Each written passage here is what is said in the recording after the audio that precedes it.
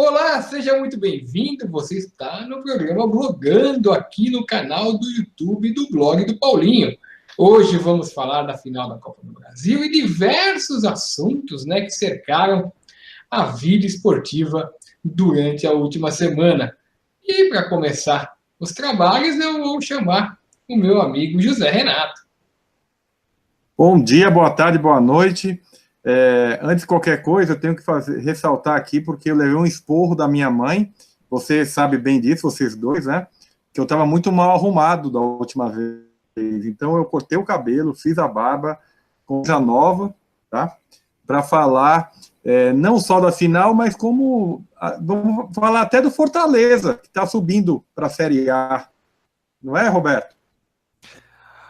Boa noite, boa tarde, sei lá, bom dia para todo mundo, Paulinho, para Zé. Zé, que fica muito feliz quando fala do Fortaleza subindo para algum lugar, né, Zé? Porque ele gosta muito quando o Fortaleza desce para as profundezas do inferno. Mas eu fico muito feliz que tem a gente tomando banho e penteando o cabelo e fazendo a barba pro programa, né? É legal, é um selo de qualidade agora. Fica a dica, né? Na frente da mãe fica bonzinho, né? Pois é, imagina longe, né, cara? Vamos lá, falar. Bom, Corinthians e Cruzeiro, quem vence? Olha, eu acho assim, eu acho o seguinte, o jogo de amanhã. Tem a torcida e tem o que eu acho, né? Vai dar Cruzeiro então, Paulinho. Não, é o seguinte, é engraçado, esse Cruzeiro, eu não gosto do Mano, tá? Como técnico, eu acho os times que o Mano arma são times feios de jogar, mas uma coisa que é fácil, o Paulinho adora o Mano, né? O Paulinho tem um amor pelo Mano que só não supera o amor que ele tem pelo Andrés. Mas esse time do Mano sabe muito bem jogar fora de casa, quando ele não precisa ser muito ofensivo, né? E quando ele precisa ser ofensivo, ele não consegue. O Cruzeiro na Copa do Brasil, ele não tem conseguido boas partidas em casa, jogado muito melhor fora de casa. E mais, bem, então quer dizer o quê? O primeiro jogo é em Minas, acho que o Corinthians até consegue um bom resultado.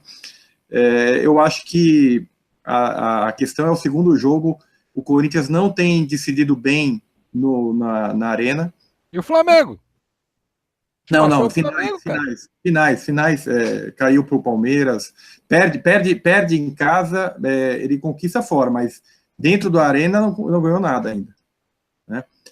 E eu acho o técnico Jair Ventura é muito pouco para o Corinthians merece um técnico maior força, tem 2 jogos só também. Então, eu tenho a impressão que o Cruzeiro é o maior favorito. Eu acho que o Cruzeiro vence.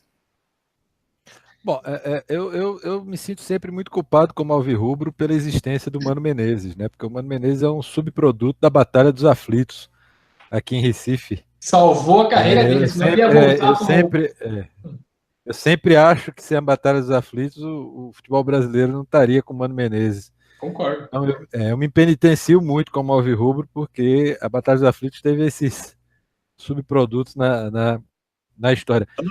Mas eu acho assim, que a coisa basicamente seria simples, porque o Cruzeiro é mais time do que o Corinthians. Então a gente tá conversando uma coisa. O Corinthians ele vai para essa final baseado numa coisa chamada camisa, a mística, a raça. E realmente, final de campeonato, tudo pode acontecer, inclusive o Corinthians ser campeão. O que não vai mudar o Corinthians ser campeão é o fato do Cruzeiro ser um time melhor do que o Corinthians, né? Mas para mim não é uma questão de aposta, é uma questão da lógica, sendo bem racional, da Cruzeiro, podendo até vencer os 2 jogos. Mas existe a mística da camisa corintiana e foi uma mística que durante 23 anos desapareceu do futebol brasileiro, mas depois voltou. E realmente qualquer final que tenha o Corinthians em campo, ela é complicada. Essa é a única chance que tem o Corinthians para mim, não tem nenhuma outra chance, não tem não tem nada no Corinthians que seja melhor do que o Cruzeiro hoje em dia. Eu acho que o Cruzeiro... esperado do Zé Renato pelo Corinthians ser campeão. Eu acho que o Cruzeiro, de fato, é mais time que o Corinthians, tem que ser nenhum gênio para poder perceber isso, porque o Cruzeiro... Obrigado, Paulinho. Valeu, cara. Não foi uma alusão a você. Lenha! Não foi uma... Chega cada uma que a gente ouve, né, rapaz? Né? Não foi uma alusão. Inclusive, eu tava... O nordestino tá sofrendo ultimamente, né? Essa semana tá difícil para o nordestino. Agressivo.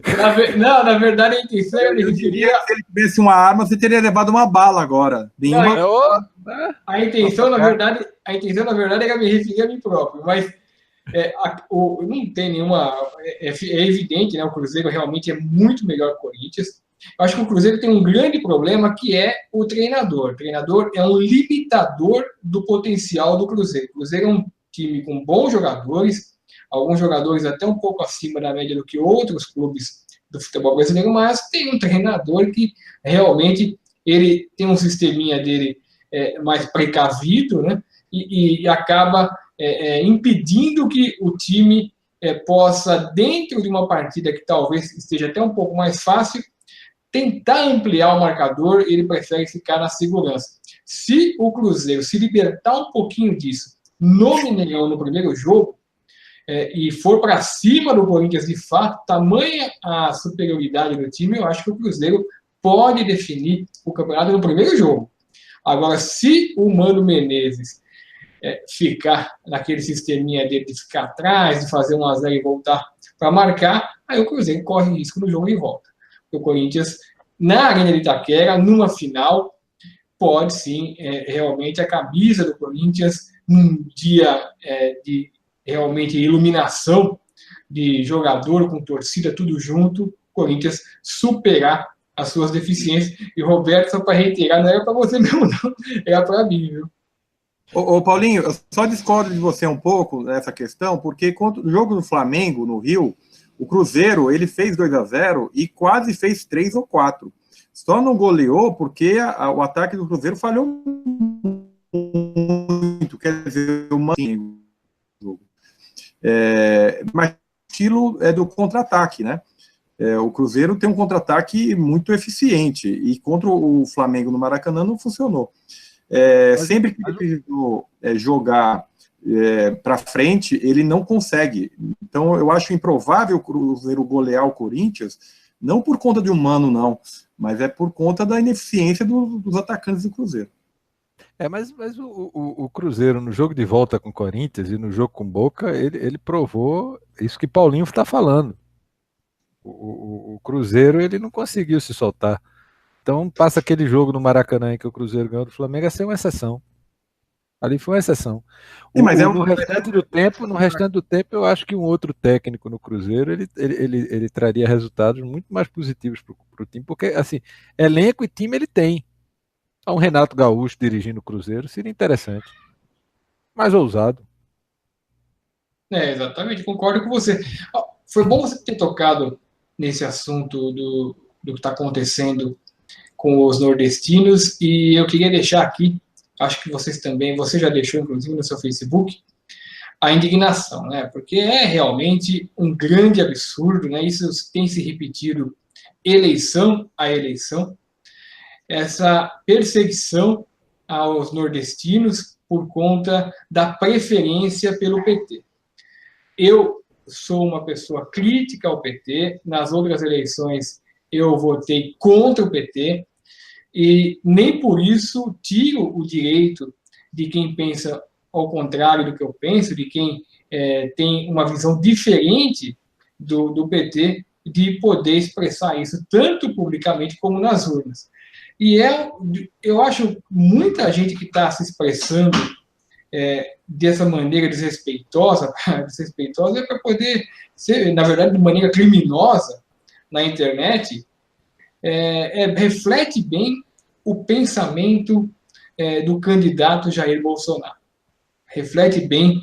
Paulinho, só discordar um pouco de você, só por um lado.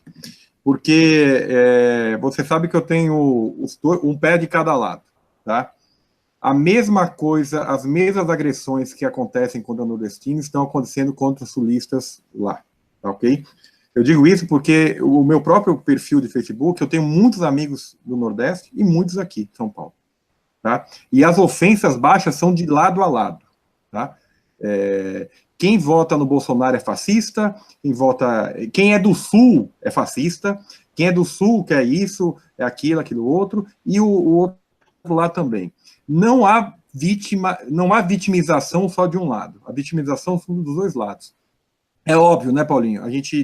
Nós tendemos a achar, é vitimização quando é nordestino, mas os nordestinos lá do Ceará, eu digo do Ceará porque eu tenho ligação, para ter ideia, eu não tenho nem parente em São Paulo, todos os meus parentes são do Ceará.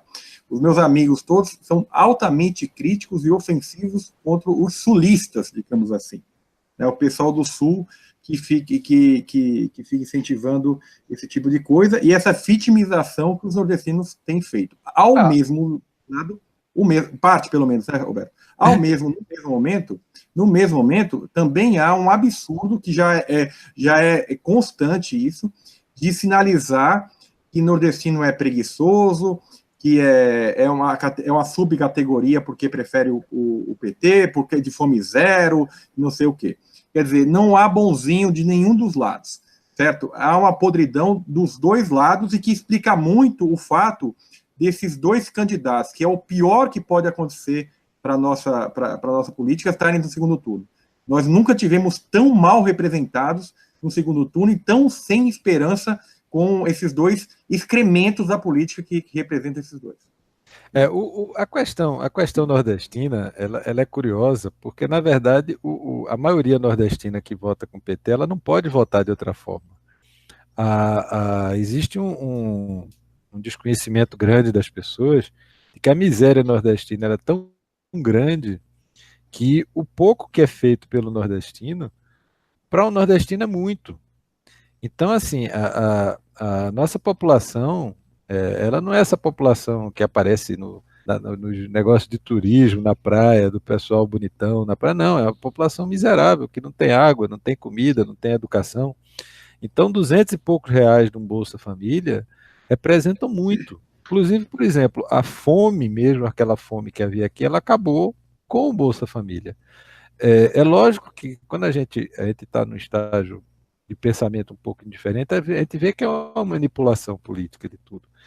Mas não tem como, é impossível para o nordestino votar de outra forma. Não tem como ele votar de outra forma. O que eu lamento nisso tudo é somente que, isso eu escrevi sobre isso anos atrás, porque Mandela, quando saiu da prisão, ele poderia ter saído revoltado, ele poderia ter saído falando em quebra-quebra, provocando um racha maior ainda na África do Sul, mas ele saiu proclamando a paz e a união. E eu acho que é um instante no Brasil das pessoas olharem para isso, tem que haver grandeza. Eu acho isso uma palavra que talvez as pessoas tenham esquecido no passado, mas não existe grandeza política no Brasil de canto algum. E a grandeza, às vezes, é você... Eu estava vendo agora o quebra-pau de Alckmin com João Dória. É absurdo, pô. É um negócio... Eu fico parado e você não tem em nenhum instante aquele pensamento de, pô, gente, a gente não pode explodir o país, a gente não pode implodir, a gente não pode colocar sul contra norte, rico contra pobre, branco contra negro, a gente não vai chegar a canto nenhum, ou talvez só uma guerra civil, né? Hoje eu vi um dos caras mais brilhantes que eu acho, uma mente fantástica, na CBN, proclamando se rediscutir a questão da anistia. Cara, eu entendo todo o sofrimento. Eu estou até com um livro aqui que eu trouxe para mostrar a vocês, que eu comecei a ler, que é a biografia do Fleury, um dos maiores monstros que esse país já teve, um assassino. Mas, cara, vê só, tem um determinado instante na nossa vida, como país, em que você tem que chegar a algum acordo, algum ponto assim, dizer, olha, vamos punir, vamos fazer isso, mas após esse instante, é como o Tribunal de Nuremberg. A partir daqui, a gente inicia uma vida nova, porque senão a gente vai ficar discutindo as coisas o tempo todo. E assim... Você não pode anistiar e desanistiar, né? Não, eu entendo que a anistia foi feita, uma auto-anistia, um congresso que obedecia às ordens. Eu entendo isso tudo.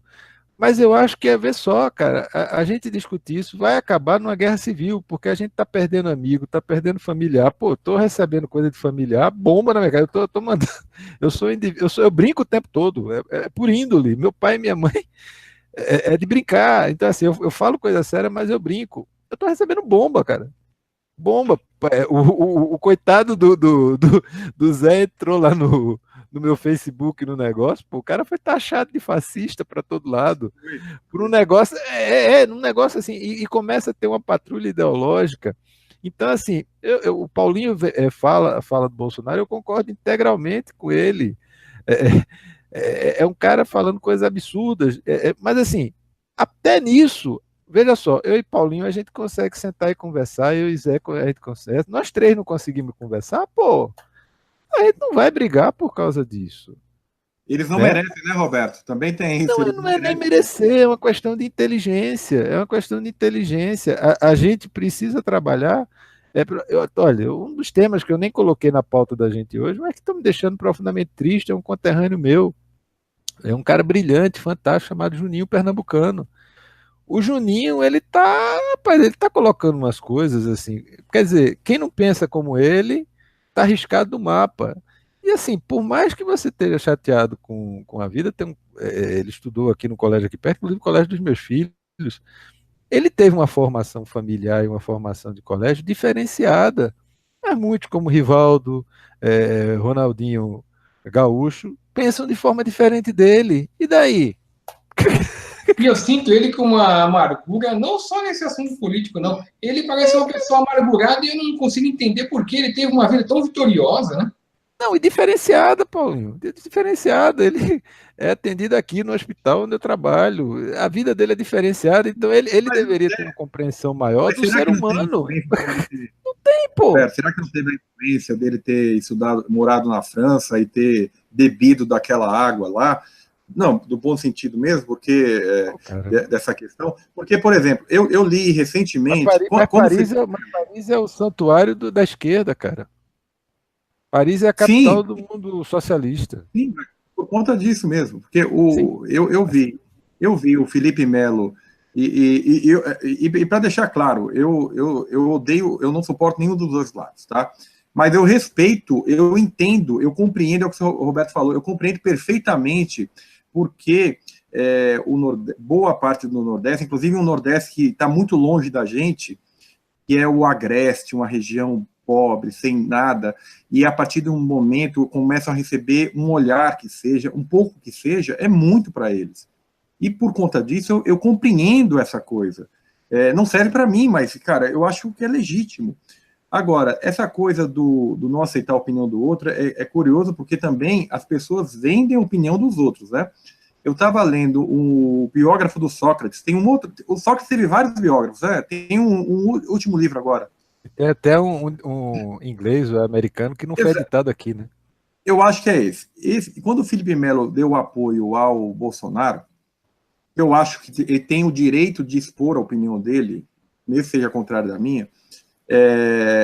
O autor do livro do Sócrates falou que o Sócrates ficaria decepcionado com o jogador de futebol ter um pensamento de direita, que foi o que o Juninho falou agora também. Cara, esse tipo de coisa o Juninho disse que ele riscava do mapa todos os fascistas. O Sócrates não está aqui. E tem um amigo meu que escreveu a mesma coisa, então eu disse, tá curioso, porque como eu devo estar incluído na lista, eu tô cortado. Essa frase é fascista. Isso, é fácil. Então, assim, eu comecei a ler agora um livro sobre Plínio Salgado e o integralismo brasileiro, tá querendo escrever sobre isso. Cara, não existe vida fora do fácil. Ou você é fascista, ou você vai sumir. Você vai desaparecer. Que é mais ou menos Aí eu estava lendo também sobre o terror soviético, que era diferente. O terror soviético não era sumir. Era um tipo de sumiço que eles davam em você, que era como se você não tivesse existido. Então, no fascismo, você sabia que o cara tinha existido, mas ele sumia. No comunismo soviético, o cara sumia. E era tipo George Orwell, 1984. Reescrevia uma história e o cara não existia. Né? Aí o coitado do Mayakovsky, o Eisenstein como cineasta, e todos os intelectuais brasileiros, eles esquecem dos intelectuais que o comunismo matou. Né? Trucidou, porque todos os intelectuais no leste europeu que pensavam foram trucidados. E eles esquecem com a naturalidade impressionante, como se não tivessem existido. Mas veja só, o que eu me espanto é que diante disso, pô, bicho, como é que não se diz, turma, vamos todo mundo parar, vamos construir uma terceira via, um outro caminho, porque da forma que está, pela primeira vez eu acho que estamos beirando uma guerra civil, porque está metade contra metade, não tem nem diálogo. Eu acho que está menos, viu? Porque a divisão maior... Só se for aí, cara, aqui não está não, bicho. 2014. 2014 foi muito parelho os dois, né? E agora eu tenho a impressão que o Bolsonaro vai vencer com a diferença até maior, que é a diferença que a Dilma venceu o... Zé, tu sabe quantos bloqueios de estrada eu peguei esse ano, Zé? 7. No dia seguinte à vitória do Bolsonaro, eu vou me mudar para Caruaru. Eu vou ter que morar lá, eu não posso mais ir pelo caminho porque a estrada vai ser bloqueada. Mas vamos voltar para o futebol, turma, porque senão a gente muda o nome do programa. A política já que estamos falando de política e futebol, eu escrevi um texto faz um certo tempo. Aliás, o Roberto, faz um certo tempo, não foi publicado ainda, mas aí eu li hoje, ou foi ontem, o Roberto escrever sobre esse caso, e que certamente o meu texto ainda... Eu vou melhorar o meu texto depois que eu li o do Roberto, que é sobre a invasão que o Garrincha e a Elza Soares sofreram na casa dele. Né? Foi em 68, se eu não me engano. 64, cara. Perdão, 64. Junho, 64 junho de 64. Exatamente. E é muito, muito interessante. Eu tinha pesquisado já, vai ser um dos temas da Aventuras da História que eu escrevo todo mês. É coincidência, porque o Roberto botou hoje, mas que é uma coisa, a Elza Soares foi uma das autoras do jingle do João Goulart. Sim. Foi uma das que cantou. Altamente politizada e de esquerda. Altamente politizada, e participou de vários eventos que o João Goulart participou naquela campanha que ele fez pela legalização, né? E é bem interessante a história que eles tiveram a casa invadida. Agora, outra coisa, viu, Zé? Coloca aí, quando tu for escrever o texto, coloca uma dúvida que eu não coloquei quando eu escrevi. Eu não sei o quanto esse episódio colaborou no alcoolismo terminal de Garrincha. Então, Roberto... Porque todo mundo nu apanhando foi pau, bicho. Mas o Garrincha, como o próprio... no livro do Rui Castro, não sei se você leu, já tinha esse episódio. Já cito o episódio. O Garrincha, ele já bebe desde criança, né? Eu sei, cara, mas esse episódio é racha quarteirão. E o mais curioso é que, na época, quando houve essa violência, os jornais publicaram que o Garrincha tinha sido assaltado. Foi. Eu fui nos jornais da época, tinha uma notícia que tinha acontecido o fato, só não narrou exatamente o que tinha acontecido. Olha, e tem mais. Quem tem bicho de estimação sabe que a gente acaba gostando do bichinho como se fosse filho, como se fosse parente. Dizem que o Garrincha tinha adoração pelos passarinhos dele. Eu acho que... Esse em especial, cara. Eu acho que deve ter doído muito mais, traumatizado muito mais do que qualquer surra que ele tenha levado. E você sabe que o passarinho tinha sido dado por Carlos Lacerda, pô. Carlos Lacerda era um dos protagonistas do golpe militar. Mas adorava Garrincha. É bem curiosa essa história. E já fazendo a propaganda, né? A edição desse mês, na Aventura da História, eu falo do Torneio do Povo. O Torneio do Povo... Fantástico. Conquistado pelo Corinthians. O segundo, não me recordo agora quem foi o campeão, foi o Flamengo. E o terceiro foi o Curitiba, 7-1, 7-3. E o Torneio do Povo se chamava... Sabe o nome do Torneio do Povo, mestre? Agora eu sei, porque você contou na revista. Torneio Emílio Garrafa Azul Médici. E o primeiro campeão do torneio Emílio Garrafa Azul Médici, quem foi? Internacional. O nosso Corinthians, o time democrata, né? O time que é defendido por ser democrata, deveriam ter devolvido essa taça, Paulinho. Lá é outro contexto. Cara, mas o que deu mais confusão... Eu estou te provocando, Paulinho, porque outra coisa. Existe... Na época da ditadura, existem exemplos negativos para todos os clubes. Então, quando o torcedor corintiano fica levantando a lebre, não, o time que levantou a bandeira das eleições diretas em 82, que na verdade era um movimento do Partido dos Trabalhadores, né, pelo próprio livro do Florenzano, né, que ele fez um livro, A Democracia Corintiana, e ele fala que era um movimento iniciado no Partido dos Trabalhadores, e não há problema nenhum nisso, não há problema nenhum. Ele mentiu. Ele mentiu. Só o fato, hein? Acho que ele mentiu. Eu também acho que não confiz. Nessa época não tem nada a ver, cara. Pessoal, não acreditem em mim. Leiam um livro. Leiam um livro. Mas eu acho que... Eu não acredito em livros, eu acredito em mim. Eu vivi a época, tinha nada a ver. Não. Roberto, o fato da gente ter vivido a época não muda a verdade da história. Não, cara, mas porque, veja só, o Partido dos Trabalhadores era uma insignificância total. Sim. Ele foi fundado em 80, completamente... Nada melhor que ter uma força do Corinthians, uma força popular, como meio para levantar o Partido dos Trabalhadores. Não, mas não foi ele que começou o movimento das diretas, não. Mas agora o Torneio do Povo, que acabou, quando acabou o Torneio do Povo, e o campeão mais contestado foi o terceiro. Curitiba. O título do Curitiba foi terrível, porque o Bahia lançou simplesmente a seguinte coisa: o Curitiba era um time racista. Explodiu no Brasil na época porque era uma questão que não era discutida por ninguém. Na hora que o Curitiba bateu o Bahia na final, empataram e o Curitiba foi campeão, o Bahia disse que era uma vergonha para ele porque eles deveriam ter vencido, porque o Curitiba era um time racista. Mas teve um motivo? O Curitiba foi altamente atingido nesse momento, cara. 73. Aí o torneio acabou. Mas teve algum motivo para eles falarem isso ou foi por coxa branca? Porque o jogo foi muito renhido, o último jogo. O jogo foi em Salvador, no final foi em Salvador, foi 2-2, se eu não me engano. 2-2. E o Curitiba e o Bahia tinham entrado porque o torneio estava aumentando, era o clube mais popular de cada estado. E nessa final pegou muito mal porque foi exatamente levantada essa lebre, que era uma lebre que para a ditadura militar, que não haveria racismo no Brasil, era uma lebre péssima de ser levantada. E aí levantou a sequência, Curitiba, Fluminense, foram pegar o Náutico aqui em Recife, e o Curitiba o que é curioso a história do Curitiba, porque o Curitiba que é chamado de coxa branca, mas o Curitiba tinha jogadores negros na década de 40.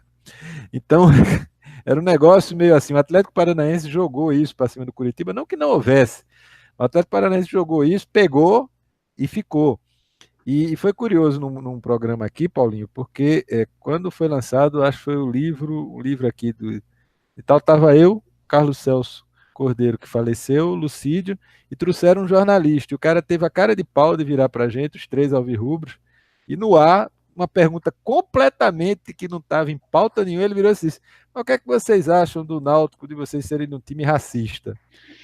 Aí Lucílio parou, Celso parou, aí eu disse, bom, vamos então voltar um pouquinho.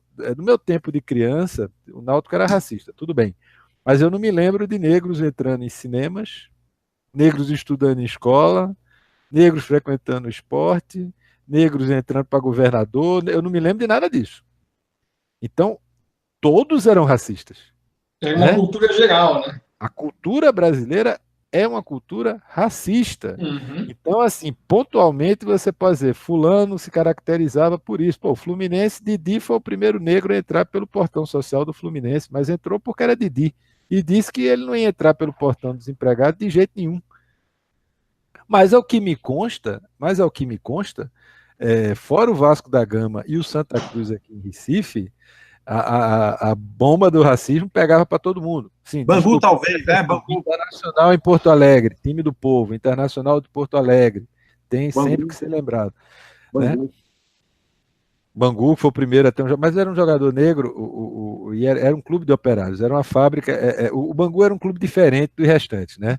Ele era um clube de uma fábrica e o Bangu também. Mas assim, o curioso nisso, e aí tem que se pegar o negro do futebol brasileiro de Mário Filho para se ler, pô, racismo no futebol era demais, e cinema era a mesma coisa, e namoro, e igreja, e para tudo que era lugar. Então, assim, uma pergunta dessa lançada, diz, bom, então a sociedade toda era racista, né? Mas esse fato do Curitiba pegou muito mal, porque o Bahia perdeu o título, mas ele sacudiu a bomba, e assim saiu uma reportagem placada de 2 páginas, e morreu. Torneio, morreu tudo, eita, porque não... Mas, Roberto, o caso é que o torneio morreu justamente no último ano do... 73. Sim, Milagre. Meses do petróleo da OPEP. Meses antes do Médici sair, né? Porque, na verdade, não, o torneio era em nome dele. O Médici vai sair e o Brasil ele entrega o país com um pepino que não era dele, foi o pepino do petróleo. Eu sei, mas foi meses depois, quer dizer, o torneio acaba justamente... Um milagre, o torneio acaba um milagre. Né? E, inclusive, eu fui lá no Museu do Corinthians, eu vejo lá aquele troféu muito bem... Não, mas é porque foi um momento importante, o Corinthians não ganhava nada, pô. Aliás, o Corinthians ganhou o Rio-São Paulo de 66, não foi? Não, o Corinthians ganhou o Rio-São Paulo de 66 com mais 3 times. Isso. Todos alvinegros. E é um título que o pessoal fala, não vale nada, ninguém tem culpa que dividiu. Central é campeão brasileiro aqui, pô. Essa questão do não ter culpa, eu acho muito engraçada essa questão. Mas me diga uma coisa, só para vocês falarem de política e de esporte, eu posso... Você, cara. Uma lista aqui dos nossos esportistas que foram candidatos? O que vocês acham? Olha, eu sei que o pessoal do Corinthians passou uma vergonha. Todo mundo que usou o símbolo do clube dançou. O Tuma usou o símbolo do Corinthians, ficou fevereiro e janeiro o tempo inteiro na TV, disse que ia ter 100 mil votos, teve 13 mil e está até hoje escondido para não aparecer com vergonha.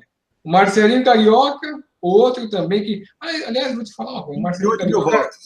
Marcelinho Carioca teve 28 mil votos, foi candidato a deputado estadual por São Paulo. O Romário no Rio ficou em quarto. Na verdade, o Romário... Vocês estão esquecendo de um detalhe aí no Sul. Quem é o deputado que abriu as portas do partido para Jair Bolsonaro? Estou com a lista aqui, ó. Vou passar aqui rapidinho. Zé. Romário... Não, eu estou com a lista aqui. Romário no Rio ficou em quarto, dançou. O Bebeto foi eleito deputado estadual pelo Rio de Janeiro. Ademir da Guia perdeu aqui em São Paulo, foi candidato para deputado estadual e perdeu. Ó, o Galato, lembra dele, mestre? Galato, goleiro do Grêmio da final dos aflitos. Galato. O Galato concorreu a deputado federal, também não foi eleito. Que bom. Não foi eleito. Mas veja só, eu pergunto para você, o Delay, lembra do Delay? Meia-direita do Fluminense? Eleito deputado federal. O Danley, do Grêmio, eleito deputado federal. O Paulo Henrique, deputado estadual, não foi eleito. O Luizão, campeão libertador pelo São Paulo, campeão pelo Corinthians, não foi eleito deputado federal por São Paulo. Temos aqui, quem mais aqui? O Zé Carlos, tá lembrado do Zé Carlos, Paulinho? Lateral direito da Seleção Brasileira de 98, reserva do Cafu. Foi eleito? Não foi candidato. Não é possível. Foi candidato por São Paulo e não foi eleito. O João Leite foi eleito pela 7ª vez deputado estadual por Minas. Gente boa, cara. O Fabiano Heller, lembra o Fabiano Heller? Foi candidato a deputado federal pelo Espírito Santo, não foi eleito. O Bobô foi eleito deputado estadual da Bahia. O Bobô. De novo, né? Ele que era o superintendente da Fonte Nova naquele desastre, né? Marcelinho Carioca foi candidato pela enésima vez, né, Paulinho? O Marcelinho Carioca, eu começo a achar. Marcelinho Carioca, Chico Lang, que é o jornalista. Tem várias pessoas que se candidatam de 2 em 2 anos, às vezes é vereador, às vezes é deputado, estão sempre se candidatando e estão sempre com votações inexpressivas. Eu não sei, fica a impressão, às vezes, que o fundo partidário ajuda eles de alguma maneira e que a intenção nem é de ganhar. Bom, mas quem é... Mas peraí, vocês estão falando, eu vou insistir. Quem é o deputado que abriu as portas do partido para Jair Bolsonaro? Maluf. Não, Luciano Bivar. Ex-presidente do esporte, eleito deputado federal aqui em Pernambuco, e que, se Jair Bolsonaro vencer, se torna a grande figura do futebol nacional dentro da política. Meu Deus. Vai ser o chefe do partido do cara, tá certo? Deputado federal, e as portas da CBF estão por aí, né? Uma das maiores fortunas de Pernambuco é ele. Então, Mas nós você acha podemos que ele ver o consegue... Bivar se alçando a voos. Você acha que ele consegue derrubar o Caboclo? Rapaz, eu acho que com o poder dele sendo tá ali junto do Bolsonaro, se ele lembrar do o Amigo do ano primeiro de presidente. Collor, que a família Collor dominou, a República de Alagoas dominou o Brasil, nós vamos ter agora a República Mussolinesca no Brasil. Você acha que vai ser mais fácil para o Flamengo conquistar o título de 87 agora? Rapaz, Eu acho. olha só, o título de 87 é do Flamengo. Concordo plenamente, plenamente. É um Tá absurdo, né? discutindo uma coisa, Não, sim. tá discutindo um negócio aqui agora, mas o Bivar e o Homero Lacerda foram responsáveis pelas manobras que possibilitaram ao esporte hoje na FIFA ser considerado campeão de 87. Isso. Raposa, cara. Ah, só para... Raposa, tem raposa, não é leão não, é raposa. Então, assim, essa raposa hoje está indo para o centro do poder no Brasil. E é bom que aí em São Paulo se estude muito Luciano Bivar, que declarou e pagou a CBF para convocar o Dário para a seleção. Estão lembrados dessa? Verdade, eu vou até marcar aqui de pauta. Você me deu uma boa pauta. Estou dando pauta pro Paulinho agora. Perfeito, perfeito. É, homem. Tem história aí, cara. Então vocês vão ver a história do futebol agora. Depois da República de Alagoas vai vir a República do Leão. Cara, mas seria... É que a gente nunca sabe o que vem por aí, né? Mas... Se soubesse, né, Zé? Aí tirava na Mega Sena e os 3 aqui lá para Mônaco, né, cara? A CBF hoje, ela criou uma diretoria de governança, essa coisa. O cara lá é Leila, eleito... pô. Fala de Leila, Zé. Fala de Leila, senadora, cara. Não, mas eu falei de futebol. Eu falei de futebol, eu não falei Não, de... sim, mas ele é atleta, pô. Não, Leila, então vamos lá. É o caso... Leila tem que ser falado, pô. Sim, a Leila, ela... Você não acha ela mais bonita que Cristóvão Buarque, não? Eu acho. Eu não acho, não. Agora, o Cristóvão Buarque é alvirrubro. Cristóvão Buarque é alvirrubro, tem carteirinha de sócio do Náutico. Você conhece a Tiffany? Hein? A Tiffany é a primeira atleta trans da Superliga de Vôlei, foi candidata a deputado federal por São Paulo, não foi eleita. Não foi eleita. Não foi. Ah, tá. A Tiffany não foi eleita. Não sabia. Aí temos a Leila, eleita com quase 500 mil votos. Você quer dizer que a Leila era transexual. Temos a Mauri Maggi, que foi candidata a senadora aqui em São Paulo, ficou em 5º lugar. Foi mesmo, cara? Depois de todo aquele escândalo da verba? Mauri Maggi. Eu ia falar isso daí, porque, olha, de Santa não tem nada. Meu Deus do céu, o cara é mesmo. Sim. Porque tu sabe o escândalo da verba olímpica, né? João Derli, deputado federal, não conseguiu ser reeleito. Não conseguiu ser reeleito pela Rede, no Rio Grande do Sul. Aí, esse aqui, o Messi deve lembrar. Xandó, do vôlei. Sim. O Xandó não foi eleito. Era candidato a deputado federal por São Paulo, não foi eleito. Temos aqui mais quem aqui... Do vôlei, o Rodrigão. Foi candidato a deputado federal por São Paulo. Não foi eleito também. Temos o Ciro Delgado. Ciro Delgado era nadador. Foi medalha de bronze. Jogos de Moscou em 80. Agora, sabe o que você me lembrou agora, Zé? Sabe o que você me lembrou? Teve um grande campeão brasileiro que foi esculhambado nas redes sociais semana passada. Fittipaldi. Sim, apoiando o Bolsonaro. Foi esculhambado, chamado de todas as coisas possíveis e... Só para concluir a lista, o Dante. Sim.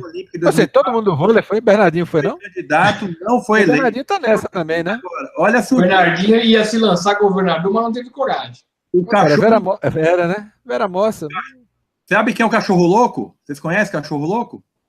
O grupo musical Rock? Vanderlei Silva, lutador da MMA, foi candidato a deputado federal pelo Paraná, não foi eleito. Mas aí não é esporte. Vai bater muita gente, né? Luiz Lima, ex-nadador, foi eleito deputado federal pelo Rio de Janeiro. E um político que não foi candidato agora, mas tem um filme que eu estou querendo...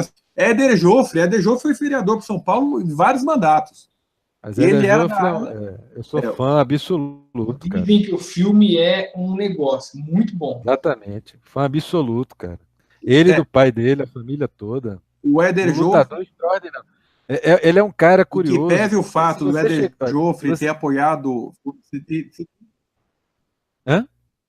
O Éder Joffre, enquanto vereador, ele era da bancada do Maluf. em que pese isso. Bem, a gente conversou aqui uma vez.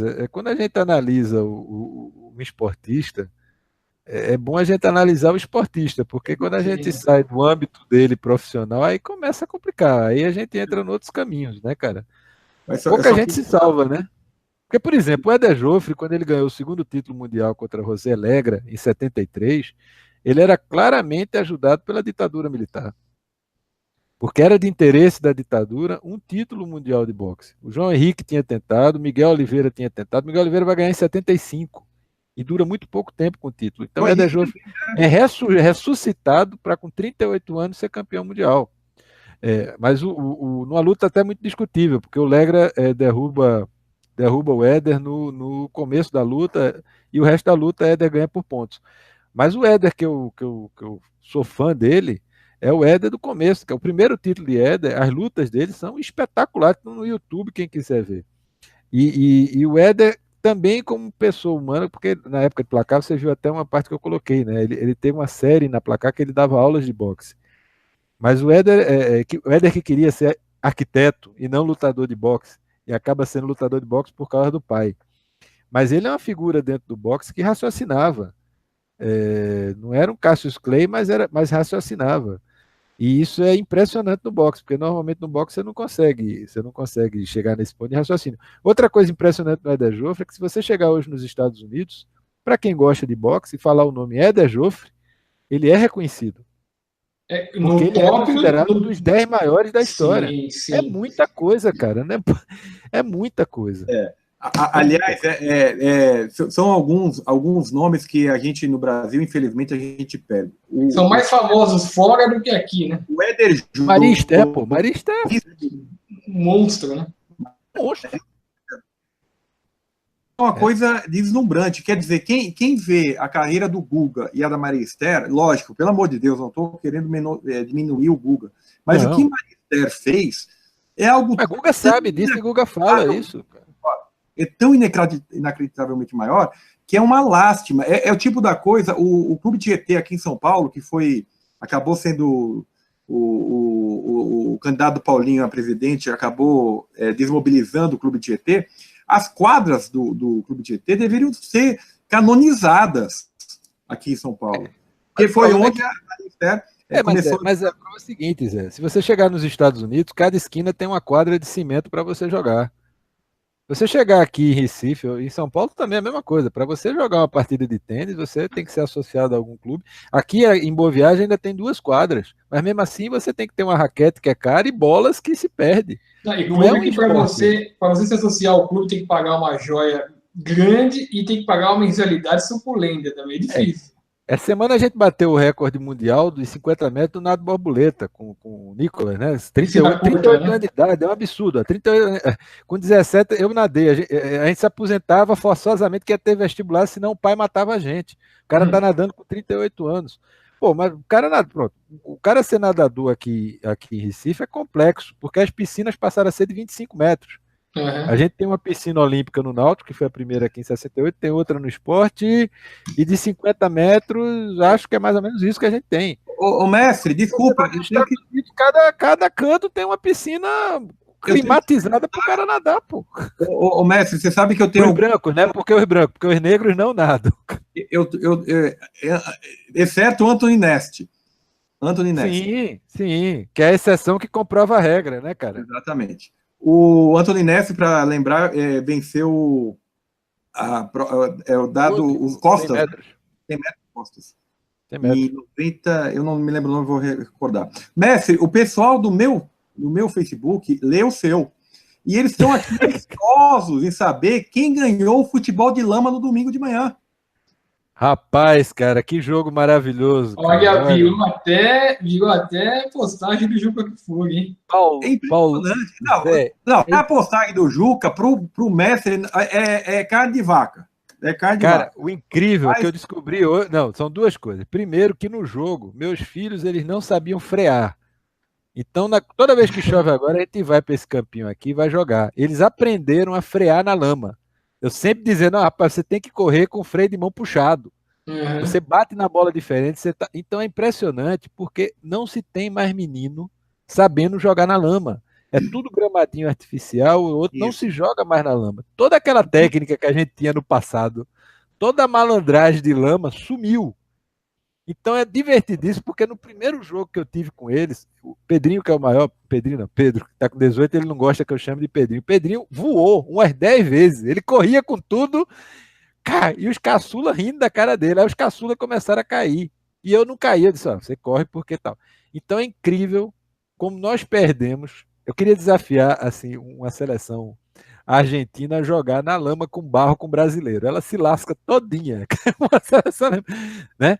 Agora, o incrível disso tudo, você me levantou a lebre. Depois do texto ser publicado, eu tive a cara de disse, Juca, eu quero saber o seguinte, tu só jogava basquete ou tu jogava bola?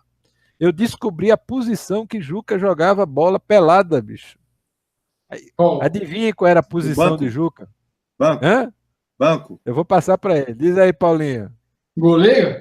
Centroavante, cara. Bom, alto ele é, né? Centroavante. Agora, com aquela altura, tu já vi esse jogador de basquete jogar futebol bem? Eu acho que com aquela altura ele devia ser daquele centroavante... Mas porque você tá falando banco, né?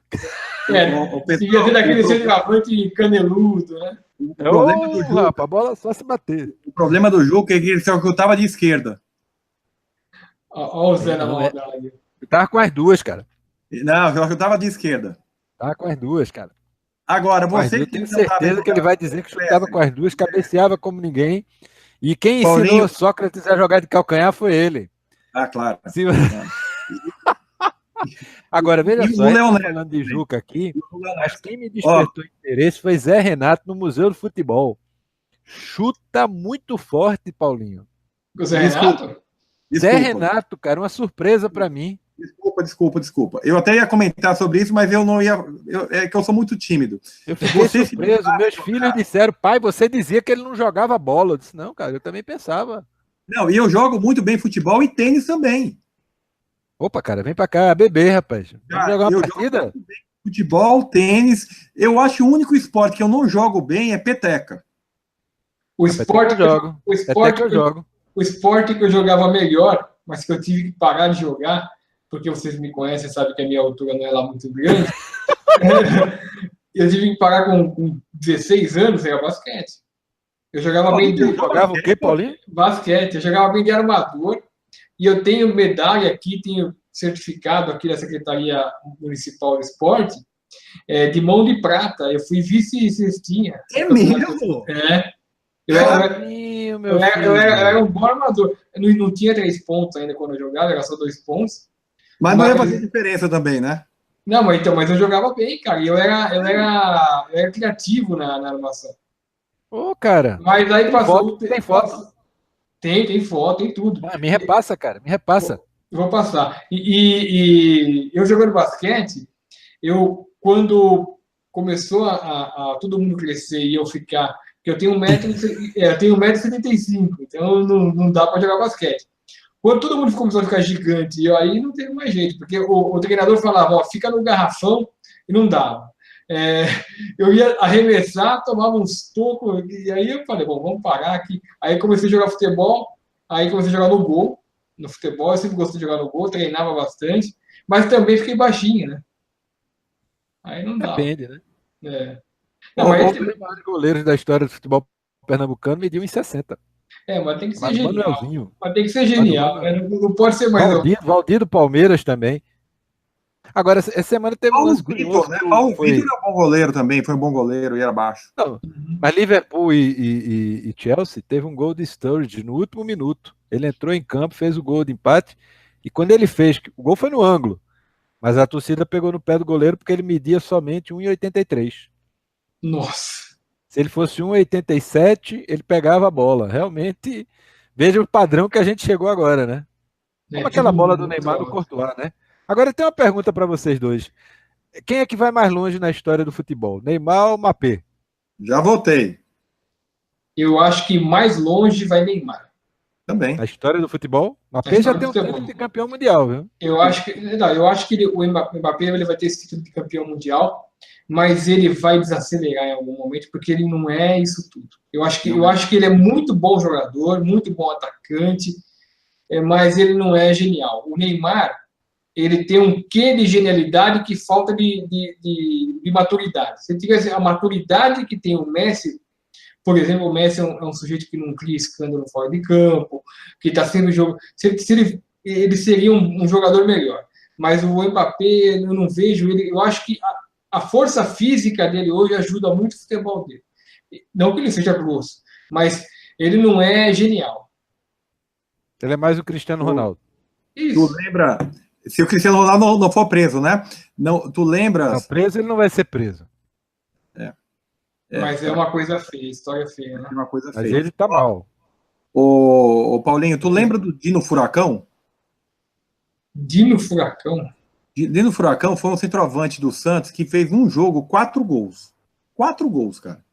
E aí, pronto. Ziquita. Como? Lembra de Ziquita? Ziquita. Depois eu conto a história de Ziquita. Então, eu acho que foi Santos e São Bento, alguma coisa assim. Santos e algum time assim, não time top.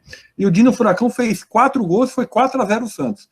O Dino conseguiu se titular do Santos durante 1 ano, por conta desse jogo. Chico Explosão no Náutico, pô. Chico Explosão no Náutico. Fluminense era máquina, veio jogar aqui em Recife em 76. Chico Explosão fez 3 gols no Fluminense, o Náutico ganhou de virada. O nome Chico Explosão estava na boca do país no resto do ano. Parece os cantores. O Chico, gente boa, cara bom, gente fina.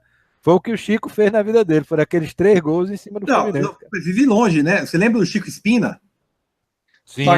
Parece os cantores de hoje, né? O sujeito vai, grava uma música que nem sempre tem qualidade, aí estoura e vive o resto da vida de ganho dessa música fazendo show para tocar essa música no fim do show dele.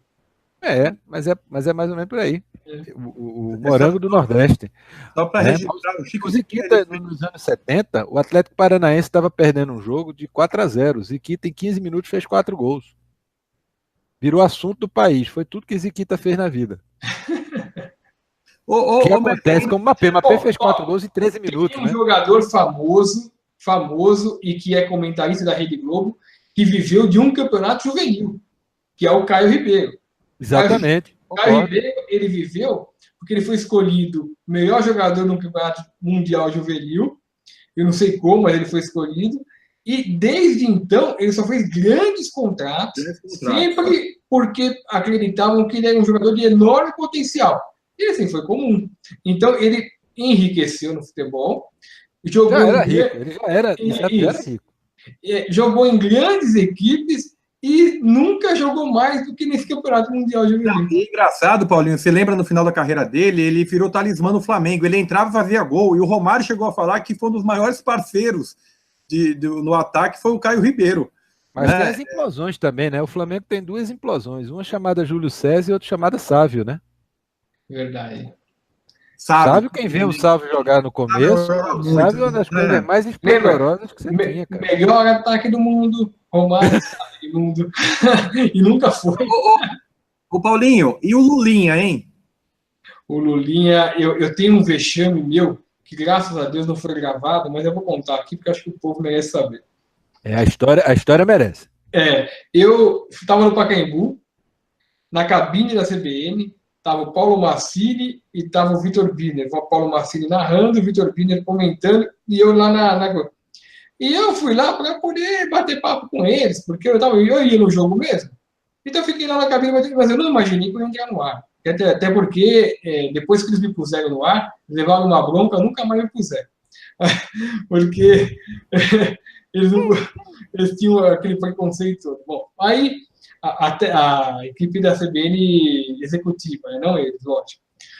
Aí me puseram no ar e na hora que o Lulinha estava entrando em campo, estreia do Lulinha no Corinthians. E essa besta aqui, por ter visto o Lulinha jogar no Juvenil, fazer 400, não sei se foi 400 mesmo, mas dizem... Foi quase 300 gols. Então, ele é um monstro no Juvenil. Fazia 2, 3 gols por jogo. E eu pego e falo no ar: olha, vocês estão vivendo um momento histórico. Está entrando em campo os maiores jogadores do futuro do Brasil por causa disso. Meu Deus! Nunca. Olha, eu tenho tanta coisa gravada de participação minha, e ainda bem que eu não tenho essa. Ô, Paulinho, será que não foi por isso que você nunca mais voltou a comentar na CBN? Não, eu acho que é porque o pessoal ficava. Sabe o que acontece? Eu, na época que eu visitava a CBN, eu visitava 2, 3 vezes por semana, era até chato, não devia ser um cara chato de lá. Mas eu visitava para conversar com o Juca, não conversava, não ia lá para poder querer nada. Mas aí começa a ter uma ciumeira, porque eu comecei a sentar para conversar com o Juca, com o Dan Stuba, com o Vitor Biller, e conversava de amizade mesmo, entendeu? E porque queria aprender com eles também, lógico, são umas baita referência. Mas tinha gente lá que achava que eu ia procurar emprego. E eu não ia, nunca levei um currículo, nunca pedi, entendeu? Então ficou um clima meio chato e eu parei de ir depois de algum tempo, por causa disso. Mas nunca pedi, aliás, não tinha nem vontade, porque na verdade não tem nada a ver com o meu trabalho, entendeu? A CBN é toda muito certinha, então eu não ia ter espaço nunca para mim. Então, mas Ô, Mestre, deixa eu lembrar uma coisa, esse louco aí, eu fui lançar um livro, não sei qual livro que eu lancei na Livraria da Vila. Aí, esse louco aí foi. Sim. Aí, beleza. Eu já conheci o Paulinho da CBN, porque eu fui lá na CBN e ele tava... Eu tava direto lá. E esse filho de uma quenga, com todo respeito... Que é isso? Com todo respeito, hein, Paulinho? Você sabe. O São Paulo tinha pedido um jogo. Aí eu nem conhecia esse sujeito. Ele me trouxe um lenço de papel. Ó, e eu falei, cara, por que você tá... Não, você não é São Paulino, toma pra você chorar. Falei, cara, que assanhamento desse cabra. Aí, sei lá... Passou todo certinho, né, bicho? Passou... Nesse dia, porque é o seguinte, o Vitor Biller, ele é um cara que ele não sabe perder e se você gozar ele perde a amizade com você. Ele fica bravo mesmo, ele considera um desrespeito você brincar com ele se ele perdeu o jogo de São Paulo. É uma coisa de louco. O Vitor Biller tem 7 anos, tá? Ele tem 7 anos, o Vitor Biller. Então, ele é boa gente, mas ele tem isso daí quando perde o jogo. Só que eu não tava nem aí. Aí eu cheguei na CBN e falei, pô, eu vou fazer uma sacanagem com o Vitor Biller. Passei no mercado, antes de ficar do lado, comprei uma caixa de lenço de papel, falei, mas eu vou distribuir para todo mundo, eu não vou dar só para ele, porque não vai ficar uma coisa que ele vai achar que é com ele, né? Então, eu peguei e dei na redação inteira, para todo mundo que é São Paulino, falei, olha, aqui e tal, com respeito, eu dei pro Vitor, aí tava o Zé Renato. Não, ele nem sabia que time eu torcia. Ele nem sabia que time eu torcia. Mas tu tem cara de São Paulino, Zé. Não, lógico, né? Ó, aí, beleza. Chegou lá mais uns 6 meses, alguma coisa assim, eu fui lançar o meu livro e aparece esse louco. E a gente foi comer lá no... Tem um bar aqui, eu acho que eu não fui com você, mestre. O Bar São Cristóvão. É muito legal. Foi comigo. Você foi comigo? Me levou lá. Exato, é de futebol, tudo. Tua memória tá mal, hein? Aí eu falei, Paulinho... O alemão tá chegando aí. Tô indo embora, não sei o quê. Aí tô indo também. Eu pensei, cara, vou oferecer carona para ele, né? Aí, não, eu tô de moto. Ele era office boy. Tô de moto. Aí, mas a minha moto não tá pegando. A minha moto não tá pegando. Eu falei... A moto tava só farelo. Cara, que porra, cara. Fui comendo com o cara, putz, e agora, cara? Agora eu vou ter que empurrar. Sei lá, eu pensei que a gente empurra a moto também, né? Não sei. Empurra. Aí o Paulinho falou assim, não, Zé, esquenta a cabeça não, já tem um esquema. Cara, ele desceu a Fradique Coutinho. Ai! Sim, cara, é isso mesmo. Cara. Ele Coutinho, numa descida só, cara. Não, pode deixar que pega. Cara, quando ele começou a descer, eu falei, não, quer saber de uma coisa? Tchau, deixa eu ver, porque eu tenho que pegar um cadáver lá em cima. Aí pegou a moto e foi embora. Rapaz, imagino vocês dois, né? Que até um é o certinho, o outro é interessante. Ainda bem que tenho eu aqui para moderar as coisas. O certinho. E eu, moderador. Vou confidenciar algo que passou com o Roberto e com o mestre Valdir Apel aqui em São Paulo. Eles estavam hospedados na Paulista, tá? E eu estava viajando, eu ia viajar para o Espírito, para Vitória. Então, eu ia chegar ao final do dia, eu ia reencontrar com eles. E aí, eles queriam visitar uma loja de disco, de LP. Valdir Apio tem uma das maiores coleções de LPs do mundo, né? Verdade. E o Messi também não foge muito atrás, não. Beleza, aí eu sugeri para eles, olha, vai ali entre a São João e Ipiranga, ali pertinho, ali perto do Largo do Paissandu, tem algumas lojas, né? São lojas, e tem a Galeria do Rock, que você também consegue comprar alguns discos. Beleza. Aí eu expliquei para eles, olha, é o seguinte, peguem a linha amarela do metrô e vão até a República. Que é fácil, se desce a República, linha amarela, tem o que errar. É um cabo safado, né? Aí, tá ok. Aí, chego de Vitória, passo um dia, 2 dias, e aí, como é que foi o passeio? Ah, foi tudo bem. Mas chegaram direitinho as minhas orientações? Então, a orientação não foi muito certa, não. Porque demorou um pouco para nós chegarmos. Falei, como, cara? Vocês estavam na linha amarela, cara. Era só pegar a linha amarela. Sim, nós pegamos a linha amarela.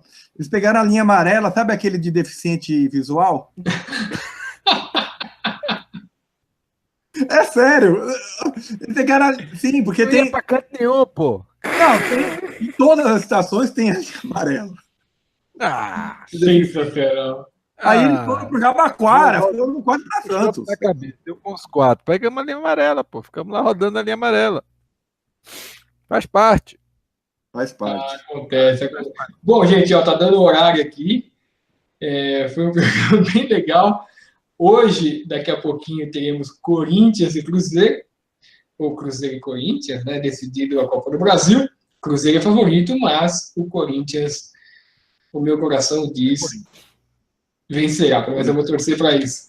Bom, Zé, você se despede do público aí, o Roberto também, e estaremos de volta na semana que vem. Exato. Mandar um grande abraço aí para vocês. É sempre uma satisfação conversar com vocês. Acabamos não falando do Fortaleza. O Fortaleza deve subir para a Série A. O Ceará, se seguir a toada, vai continuar na Série A e vai ser maravilhoso. Vai ser realmente maravilhoso ter o Clássico Rei ano que vem na Série A, que vai ser o clássico do maior público. Não tenho dúvida alguma que vai ser o maior público os clássicos maiores públicos vão ser Ceará e Fortaleza. E por fim, não sei se o mestre vai lembrar, mas eu vou lembrar aqui, ontem faria aniversário o Celso Cordeiro. Na verdade, o Celso Cordeiro fez aniversário ontem, ele está lá em cima, mas é aniversário do Celso Cordeiro. Eu conto aniversários assim. Como? Eu conto aniversários assim. Exato. As pessoas, para mim, elas não morrem, ficam encantadas. Exatamente, o Celso é uma pessoa muito querida, o maior historiador do futebol brasileiro, porque o que o Celso fez com o futebol pernambucano, ele fez os almanaques do Náutico, do Santa Cruz, do Sport, do Campeonato Pernambucano como um todo. Quer dizer, eu não tenho dúvida, eu já acho que o futebol pernambucano é o futebol mais bem registrado por conta de Lucídio, que na década de 80 fez um livro sobre o Náutico, que eu fiquei sonhando por esse livro anos, moleque ainda eu vi aquele livro, e depois eu fui conhecer o próprio Lucídio, né? Por causa de Lenivaldo Aragão, que eu achei umas fotos do Lenivaldo com Pelé, Roberto, eu vou te mandar para a gente publicando aos poucos, né? O Lenivaldo novinho, talvez você até tenha essas fotos, ele com Pelé. O Roberto Vieira, um tal de Roberto Vieira, que na verdade não é só de futebol. Não, pelo amor de Deus, não faz isso não. Não me coloca no meu patamar, não. E o Carlos Celso é uma coisa impressionante o que ele tem de registro, tudo. E fez aniversário ontem. E ficamos porém, Carlos, existe uma coisa mais importante sobre o Lucídio e sobre o Carlos Celso Cordeiro e sobre o Lenivaldo Aragão. Lenivaldo, que é um dos jornalistas mais antigos que trabalha aqui no estado, que foi jornalista da revista Placar, fazia as matérias aqui do Nordeste para a revista Placar, é que Lucídio, Celso e Lenivaldo, eles são referências em honestidade, integridade, amizade. É impressionante. Essas 3 pessoas você conheceu. É muito difícil encontrar no mundo 3 pessoas como essa. Então, assim, eu tenho muita sorte de ter convivido com elas, né? Você conviveu também. E como seria bom o mundo da gente se a gente tivesse mais Lenivaldos, mais Celsos, mais Lucídios, né? E, de certa forma, mais Zé Renato e mais Paulinho. Opa, fiquei contente. Agora entrei num time bom, hein? Mas isso assim, faz a gente crer que o mundo tem jeito, né? O mundo tem jeito. Agora, as pessoas têm que querer um pouquinho, né? É isso aí. Um grande abraço para vocês, um grande abraço para o público. Semana que vem estaremos de volta, hein? Tchau, tchau. Tchau, tchau. Tchau.